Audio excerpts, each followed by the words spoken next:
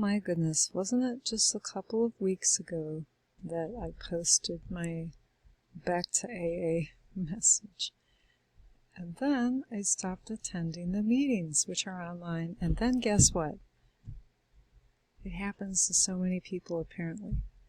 Even though I had been proven otherwise numerous times, I thought I could ease back into being a regular drinker, just a normal drinker, not an excessive drinker. Then yesterday, it all hit the fan again. I feel real bad about it, because it's just like before. The teenagers in the house, well, the oldest ones are mad at me, and I don't blame them. I hurt my husband's feelings, which is the last thing I wanted to do. And why in the world I got mad at him at the tail end of the evening and started an argument with him. It was sort of a one-sided argument. It was just me yelling at him. Oh my gosh. I don't say all this to get you to feel sorry for me, but please try to have some empathy and compassion for the alcoholic, because things get so out of control without warning. I may have said this the last time. I had purchased enough for a couple days. I was going to limit myself.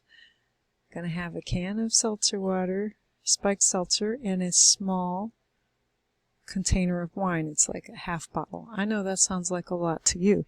I wasn't even going to drink it all in one sitting. And then, of course, I decided, well, I'm going to have the seltzer water, then follow it up with the wine, which I can handle. But then I went and got the next day's supply of the can of seltzer water and the small half bottle of wine.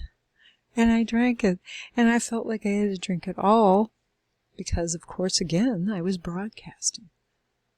Oh my gosh. I mean, I don't really consider myself a completely stupid person, but on some level I really do have to be grossly stupid to think that bad things wouldn't happen again.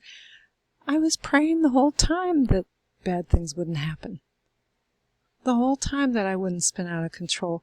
At first it was going really well. And I had this conversation with my husband again last night. I really feel as if the alcohol is freeing up my communication skills, is helping me to sense what God wants me to say, is giving me a heightened ability to communicate. And he says, no, you're always better without it. I didn't really believe him, but, well, I'm just going to have to believe him now, because it's okay if it doesn't get out of control. But the true alcoholic cannot stop things from getting out of control. They may think things are fine, and that's the weird thing about it.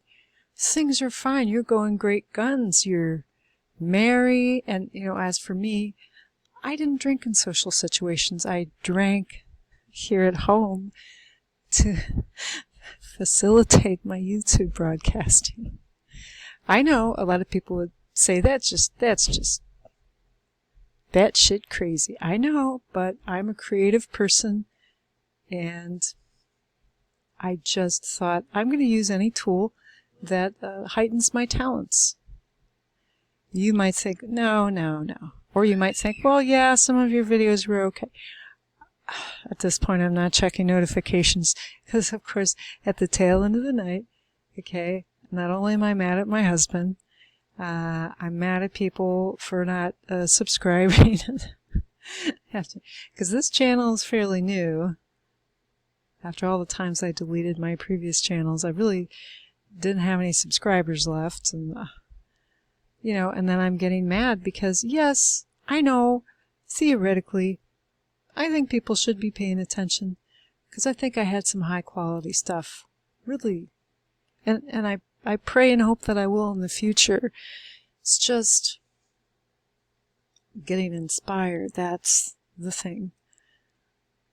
I didn't really just want to wait for God to give me an idea to inspire me. I knew that if I drank a little bit, enough to feel loose, just loosey-goosey, relaxed, I knew I would feel inspired. I knew I would feel emboldened.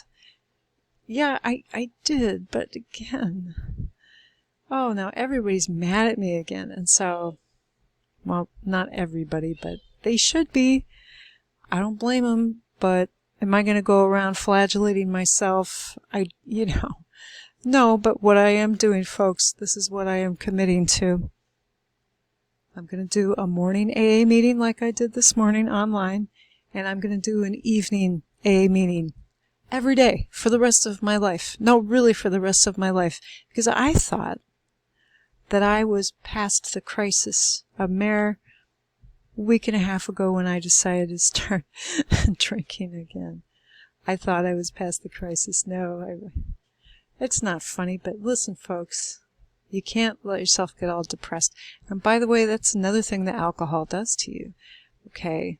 There are complex reasons why people choose to drink. As for me, yeah, I do tend to get a little depressed or bored. And it's partly hormonal, partly psychological. And if I don't keep myself busy, going in the right direction, doing the proper activities, I'll begin to crave it really psychologically, the alcohol, so I won't be bored, so I can have a good time again, because I can't really have a good time without alcohol. That's what I thought, though. But then you think you're being lighthearted when you overindulge, which I invariably eventually do. You get so depressed. You even start cussing, and which I don't approve of generally. I'm not going to judge you for it, but it makes me wince. It's actually good to have an amygdala. I hope I'm pronouncing that correctly. I was explaining to my husband, that's the part of your brain where you feel fear. It generates those feelings of fear. You know, your inhibitions come from the amygdala, maybe not only the amygdala. Well, the alcohol just interferes with that. It sort of disables the amygdala, and that's great. You feel so free. But then you get yourself into just the most horrible... You can work yourself up into such a horrible state, because after you're done being happy, there's nothing left to be but angry, and then eventually very, very sad once it starts to dawn on you. You've made an ass of yourself again. So, yes, folks, if anybody's tuning in, I'm not laughing because I think that what I've done is funny. It's my coping mechanism. You have to laugh. You can't go around being depressed. If you want to be an optimist, maybe you can laugh with tears. With tears in your eyes as I am now. I just want to say I'm sorry for everybody that I've hurt and offended. I say sorry to you. I'm sorry for the hurts and the offense, and I hope and pray that God can somehow use that and make the lemons I've tossed into your life into delicious lemonade. Have a terrific day. Goodbye.